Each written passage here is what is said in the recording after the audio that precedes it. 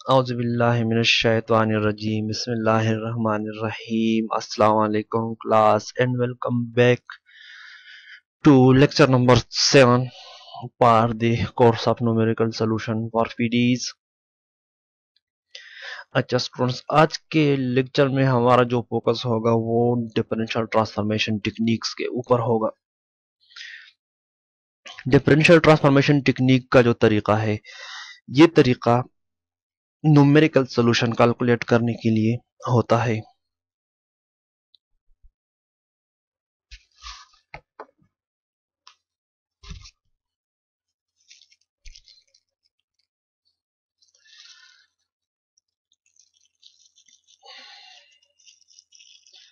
आज के लेक्चर में हमारा जो डिस्कशन होगा वो डिफरेंशियल ट्रांसफॉर्मेशन टेक्निक के ऊपर होगा। ठीक है, दो तीन लेक्चर्स की सीरीज में हम इंशाल्लाह ये सीख जाएंगे कि डिफरेंशियल ट्रांसफॉर्मेशन का जो तरीका है, इसको पीडीईज पे मींस हीट इक्वेशन पे और वेव इक्वेशन पे किस तरह अप्लाई किया जा सकता है। आज के लेक्चर में हम डीटीएम का तरीका कंस्ट्रक्ट करेंगे और फिर इस तरीके को जो सिंपल से ऑर्डिनरी डिफरेंशियल इक्वेशन है उन पर अप्लाई करने की कोशिश करेंगे।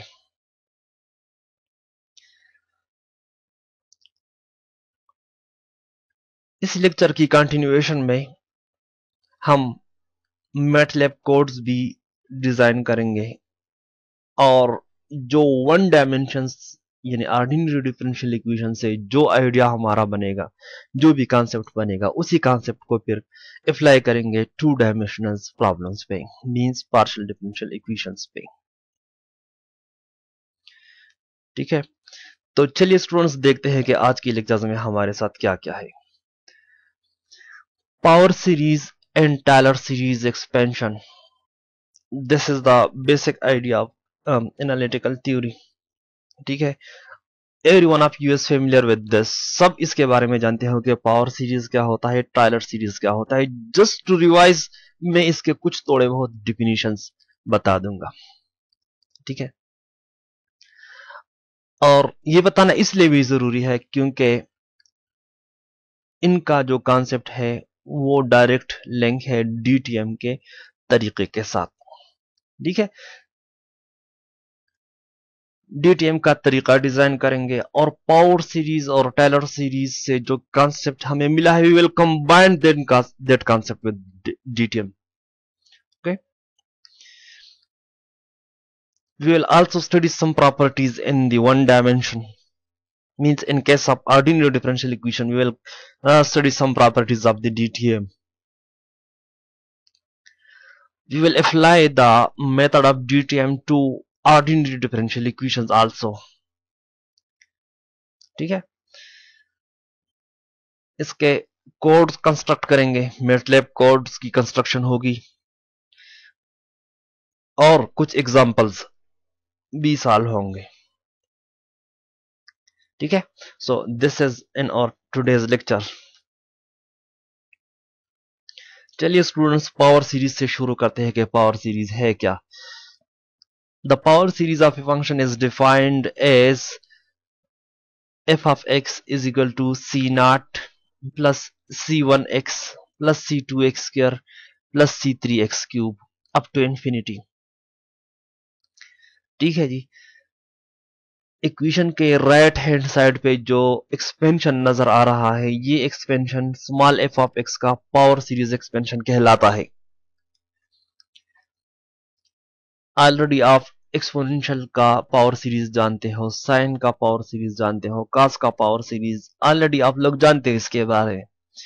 ठीक है, अज्यूम कर ले एक फंक्शन दिया गया है स्मॉल f ऑफ x और कहा जाए कि इसका पावर सीरीज कैलकुलेट कर ले, तो इसका मतलब क्या होगा, सी not, c1, c2, c3 in constant के ऐसी वैल्यू कैलकुलेट कर लिए जाए जो यहां पर सब्स्टिट्यूट करने के बाद जो एक्सप्रेशन बनता है वो अप्रॉक्सीमेटली इस स्मॉल f ऑफ x के इक्विवेलेंट हो।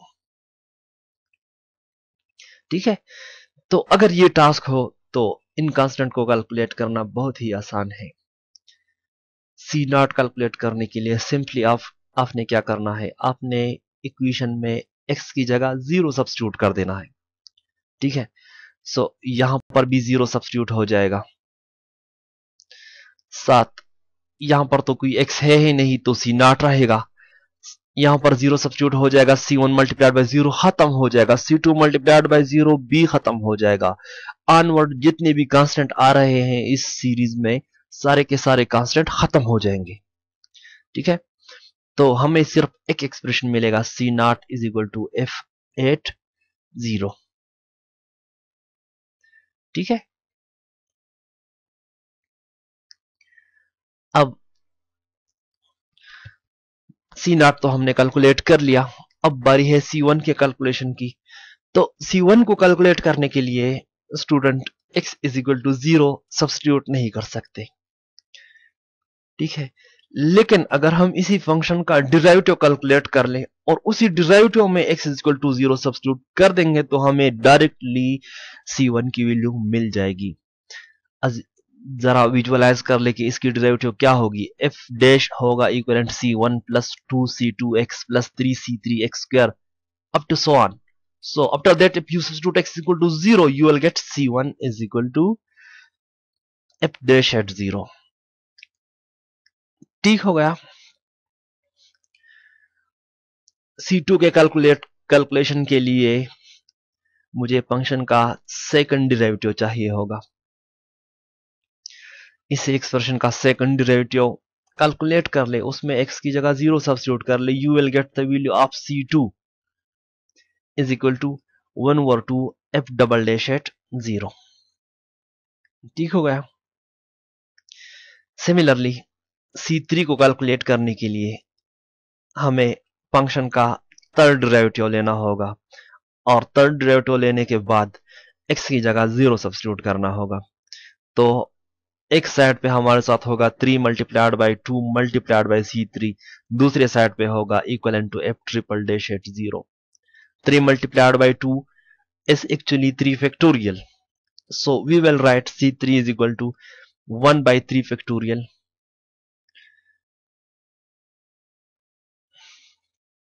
1 by 3 factorial f triple dash at 0।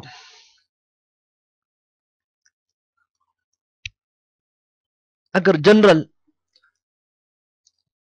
CK का एक्सप्रेशन हम लिखना चाहे तो general CK is equivalent to 1 by K factorial Fk, which means the K order derivative of the function f at x is equal to 0. So we will use this relation to calculate the constant in this series expansion. आप small f की जगह exponential of x रख ले, आपको e power x का series मिल जाएगा। आप small f की जगह साइन x रख ले, आपको साइन x का सीरीज एक्सपेंशन मिल जाएगा। आप f ऑफ x की जगह cos x रख ले, आपको यानी cos x का सीरीज एक्सपेंशन मिल जाएगा।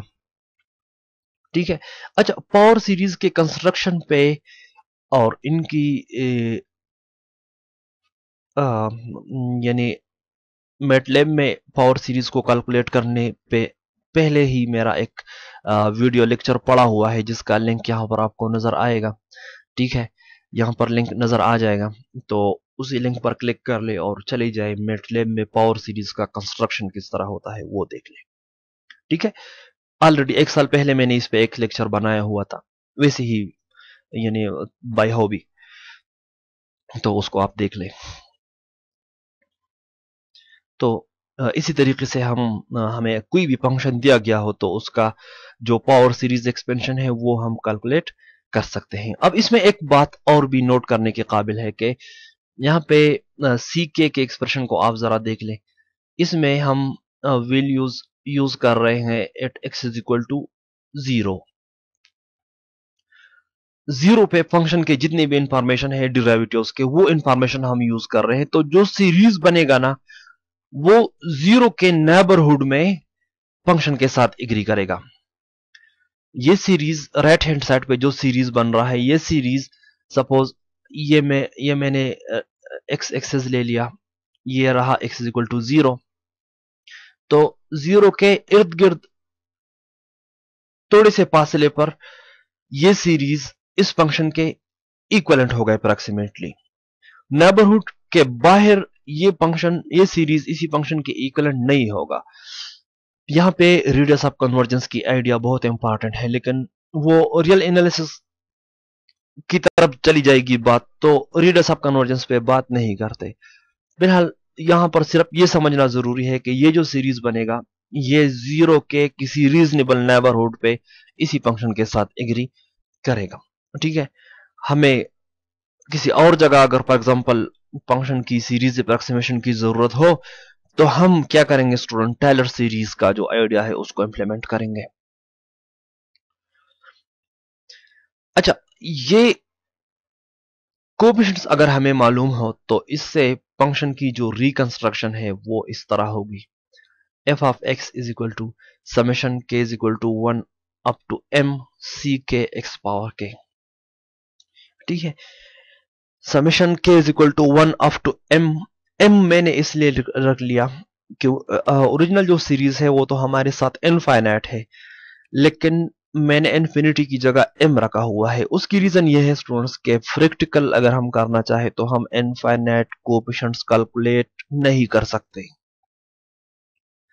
ठीक है, हम सिर्फ फाइनाइट कोएफिशिएंट्स कैलकुलेट कर सकते हैं। That's why I am writing m instead of infinity. The right hand side will be referred as the m term series approximation of small f of x। ठीक हो गया। अब ये series at x is equal to 0 function की approximation हमें बता रहा है। अगर x इज इक्वल टू 1 2 3 या किसी और पॉइंट पे हमें फंक्शन की अप्रोक्सीमेशन की जरूरत है, so we will use the Taylor series generalization. ठीक है, अब टाइलर सीरीज की जो डिफिनीशन है उसको देख लेते हैं। The Taylor series of a function about x naught is defined as c naught plus c1 multiplied by x minus x naught plus c2 multiplied by x minus x naught whole square plus c3 multiplied by x minus x naught whole cube up to infinity। This is called the Taylor series of a function। ठीक है, अब Tyler series और power series दोनों में slide सी different है। Power series में हमारे साथ एक्स नॉट की जो वैल्यू थी वो 0 है, यहां पर एक्स नॉट की कोई भी वैल्यू हम कंस्ट्रक्ट कर सकते हैं। उसका जो फायदा होगा वो आगे मैं स्टेप्स में जाके बता दूंगा कि एक्स नॉट हमने जो जनरलाइज इंट्रोड्यूस कर लिया है तो ये इसका फायदा क्या होने वाला है हमें। फिलहाल हम ये सोचते हैं कि अगर कोई फंक्शन हमें दिया गया है और हमसे कहा जाए कि इसका Taylor series about some X naught calculate कर ले, सो हमारा अप्रोच क्या होगा। टाइलर सीरीज को कैलकुलेट करने का मतलब यह है कि C not C one C two और सी थ्री इन कोएफिशिएंट्स को कैलकुलेट किया जाए। तो सी नॉट को कैलकुलेट करने के लिए हमें सिंपल क्या करना होगा स्टूडेंट्स, इसी फंक्शन में एक्स की जगह अगर हम सब्स्टिट्यूट कर दे एक्स नॉट, यहां पर भी x is equal to x not substitute कर लिया, यहां पर भी x is equal to x not substitute कर लिया, यहां पर भी x is equal to x not substitute कर लिया, तो स्टूडेंट क्या होगा, ये x naught minus x naught ये टर्म 0 हो जाएगा, दूसरा टर्म C2 वाला भी 0 हो जाएगा, C3 वाला भी 0 हो जाएगा। हमारे साथ सिर्फ राइट हैंड साइड पे C नॉट बचेगा, लेफ्ट हैंड साइड पे बचेगा f of x at x is equal to x not. ठीक है, ये the value of the function at x is equal to x naught. तो डायरेक्टली हमें ये कांस्टेंट C नॉट इक्वलेंट नजर आएगा f ऑफ x के x नॉट पे जो वैल्यू है उसके। ठीक हो गया। अब C1 अगर कैलकुलेट करना है तो जो पावर सीरीज पे जो हमारा अप्रोच था वो अप्रोच हमारा टेलर सीरीज पे भी होना चाहिए। ठीक है, हम पहले इसका डिराइवेटिव लेंगे, फर्स्ट डिराइवेटिव, और डिराइवेटिव लेने के बाद उसमें x is equal to x not substitute करेंगे। So we will get the value of C1 is equal to f dash x at x is equal to x not. ठीक है, C2 equivalent होगा 1/2 f double dash at x is equal to x not. ठीक है, अगर इसी procedure को हम continue रखेंगे तो जो जनरल कांस्टेंट्स है वो हमें इस तरह मिलेंगे, C k is equal to 1/k factorial F k of x at x is equal to x not. ठीक है, अब यहां पे स्टूडेंट्स आप देख ले के जो इंफॉर्मेशन फंक्शन के यूज हो रही है डिराइवेटिव्स के, वो at x is equal to x naught पे जो फंक्शन की इंफॉर्मेशन है वो यूज हो रही है।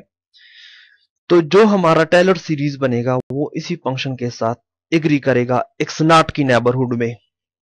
ठीक है, at x is equal to 10 अगर हम फंक्शन का अप्रोक्सीमेशन देखना चाहे तो हमें x naught is equal to 10 substitute करना होगा। x इज इक्वल टू 10 पे सारी इंफॉर्मेशन यूज होगी, तो जो सीरीज बनेगा वो ऑटोमेटिकली 10 की नेबरहुड में ही फंक्शन के साथ एग्री करेगा और उस नेबरहुड से के बाहर फंक्शन के साथ एग्री नहीं करेगा।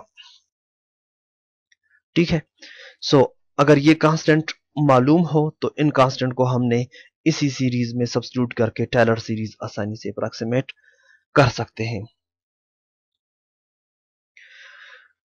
अब थोड़ा सा जो पावर सीरीज और टेलर सीरीज का जो कॉन्सेप्ट है इसको जनरलाइज करते हैं डिफरेंशियल ट्रांसफॉर्मेशन की नोटेशंस में। यहां पर स्टूडेंट्स आप देख ले के टेलर सीरीज में या पावर सीरीज में एक प्रोसीजर था जो हमने एक फंक्शन पर अप्लाई कर लिया। अच्छा, प्रोसीजर के अप्लाई करने के बाद हमें कुछ कोएफिशिएंट्स मिल गए सी के की शेप में। ठीक है, तो इस पूरे ट्रांसफॉर्मेशन को हम डिफरेंशियल ट्रांसफॉर्मेशन का नाम दे देंगे। डिफरेंशियल ट्रांसफॉर्मेशन एक फंक्शन पर अप्लाई हो गया और उसी फंक्शन से हमें कुछ numerical entries C0, C1, C2 इसी के शेप में मिल गई। एक फंक्शन से हमें न्यूमेरिकल वैल्यूज मिल गई, एक फंक्शन से हमें मिल गया एक वेक्टर। ठीक है, तो उसी वेक्टर को कह देंगे डिफरेंशियल ट्रांसफॉर्म। ठीक है, अगर हमारे साथ एक फंक्शन है small f of x,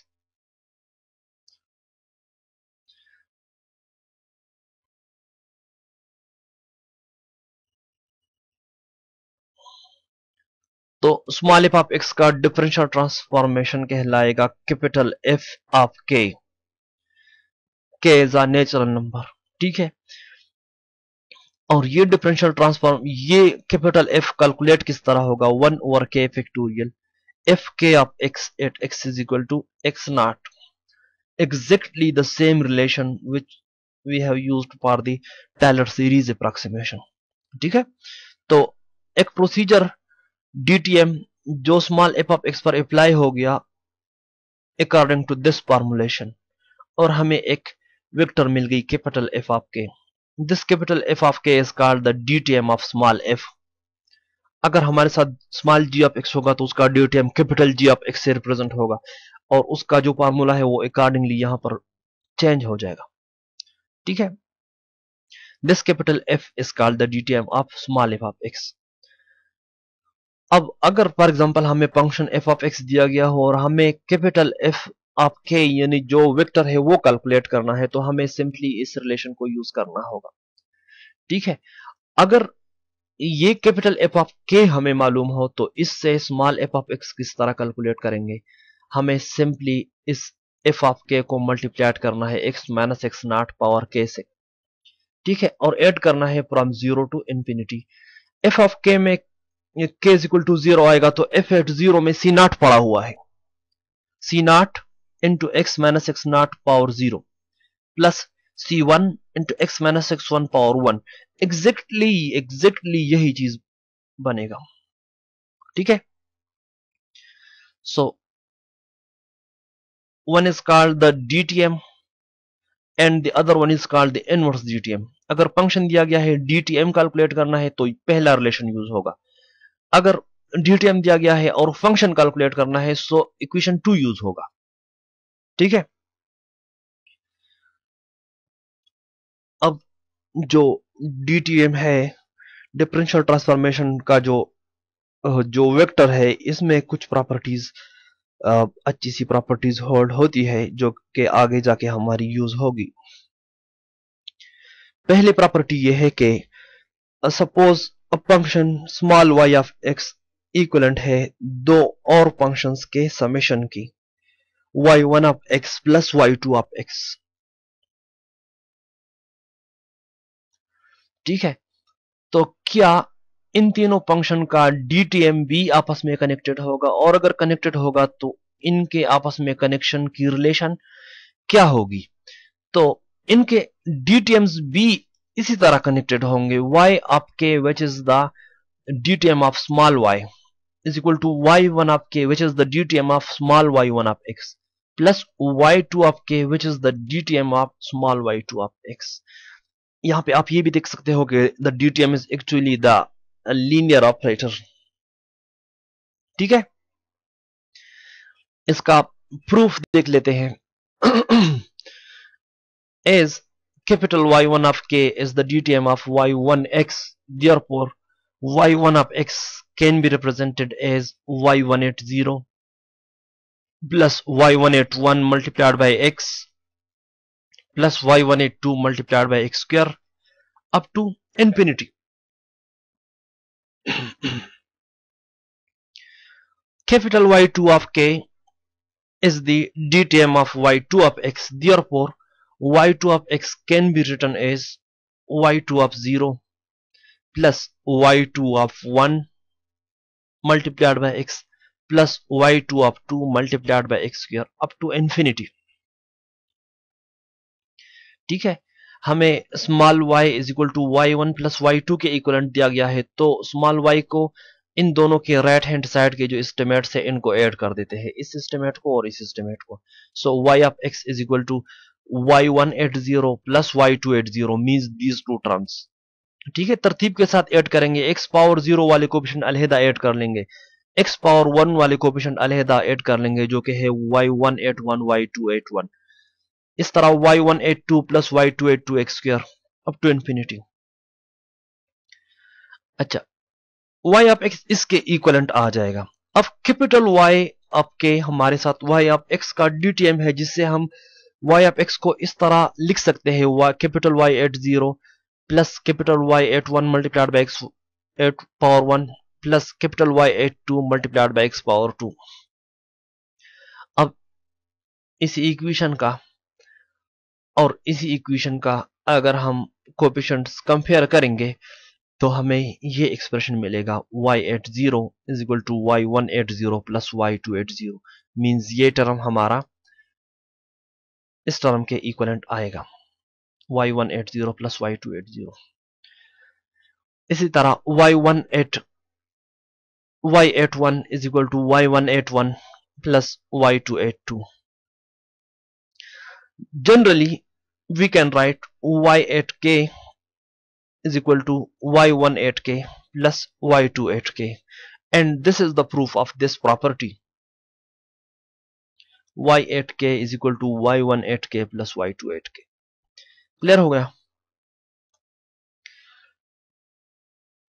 property 2 है कि suppose small f of x equivalent है c multiplied bye g of x where c is any arbitrary constant। तो अगर फंक्शन f और g इस तरह कनेक्टेड है तो इनके डिफरेंशियल ट्रांसफॉर्मेशन कनेक्टेड होंगे capital F is equal to c multiplied by capital G। ठीक है, as this is so much simple I will skip the proof to you, okay, you prove it by yourself।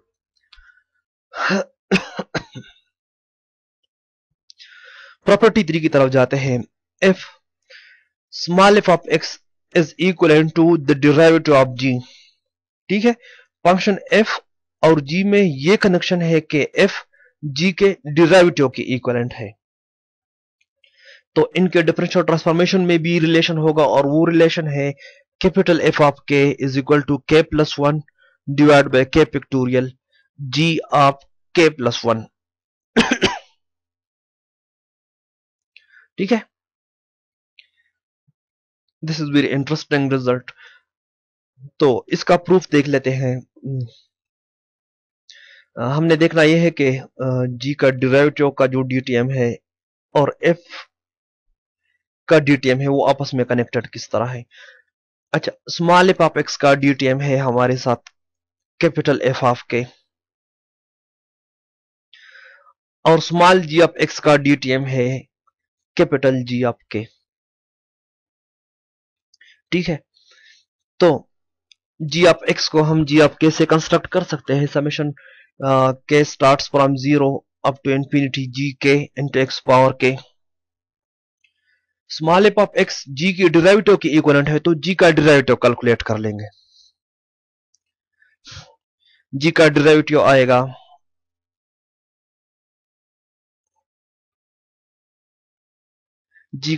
आएगा summation k is equal to 1 up to infinity k multiplied by ji of k multiplied by x power k minus 1। हमने simply इसका derivative ले लिया। ठीक है, यहां पर के 0 से स्टार्ट हो रहा था, अब के बार के स्टार्ट हो रहा है 1 से, और रीजन उसकी यह है कि एक्स पावर 0 वाला जो टर्म है वो डिराइवेटिव में खत्म हो जाएगा। ठीक है, जो नया टर्म होगा उसमें एक्स की पावर 1 से स्टार्ट होगी। तो derivative of G is equal to summation k start from 1 up to infinity k multiplied by ji of k into x power k minus 1। अच्छा, इसी समेशन को हमने इक्वेट करना है एफ के डिफरेंशियल ट्रांसफॉर्मेशन के साथ। ठीक है, एफ का डिफरेंशियल ट्रांसफॉर्मेशन किस तरह होगा, उसमें एक्स की पावर स्टार्ट होगी 0 से। ठीक है, तो यहां पर एक न्यू वेरिएबल एल इंट्रोड्यूस कर लेते हैं। K minus 1 is equal to l. ठीक है, अगर के 1 से स्टार्ट हो रहा है तो एल स्टार्ट हो रहा है 0 से। ठीक है, के माइनस 1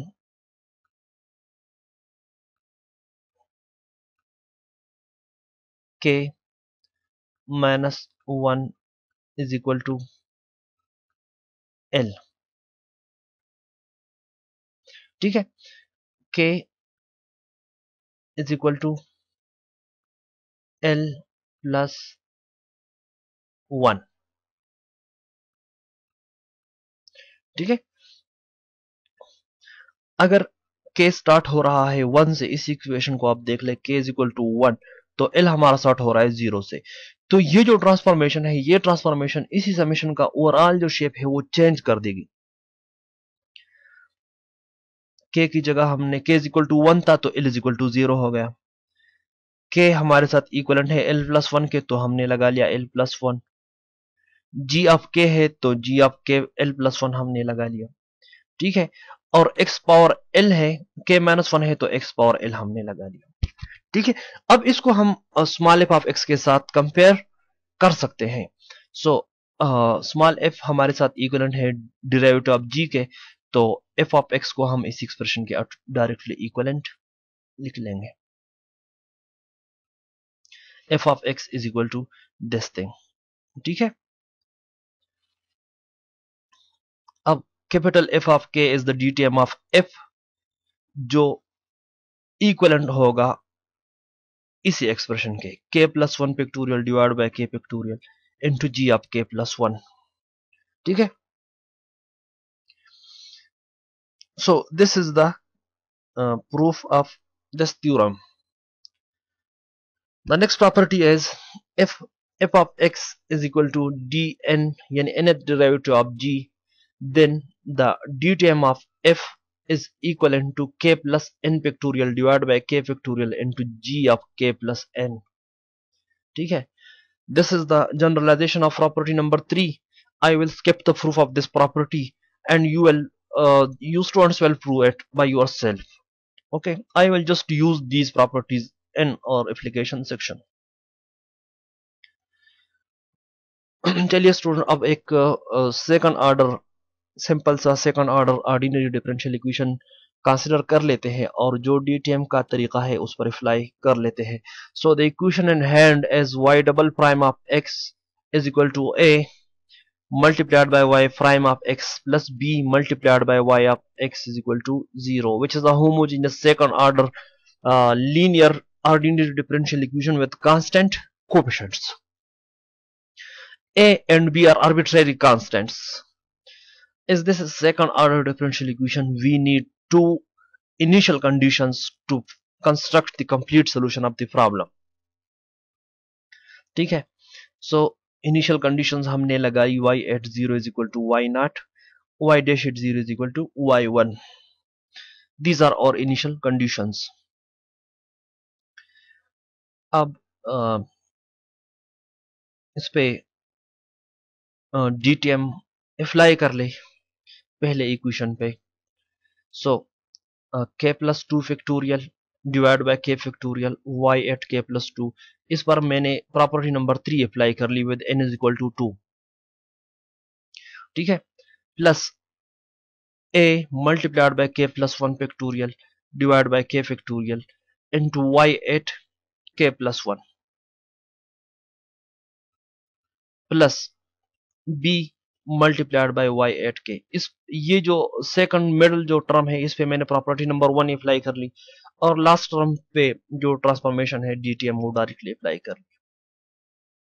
ठीक है, प्रॉपर्टी नंबर 2 बी एप्लीकेशन में आ रही है. b multiplied by y x का जो DTM है वो b multiplied by y k equivalent होगा.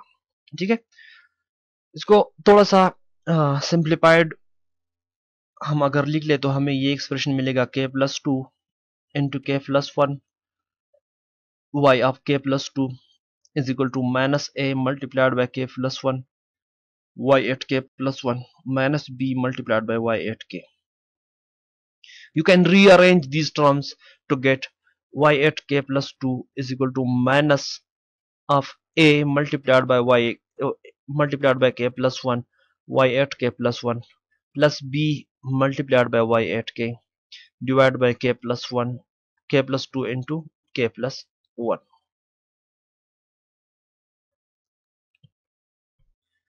ठीक है,